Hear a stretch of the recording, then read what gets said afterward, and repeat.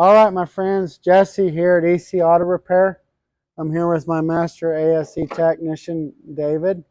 And David is performing a cooling system service on this particular vehicle. This vehicle initially came in because the radiator was leaking. So we're doing a radiator replacement on it.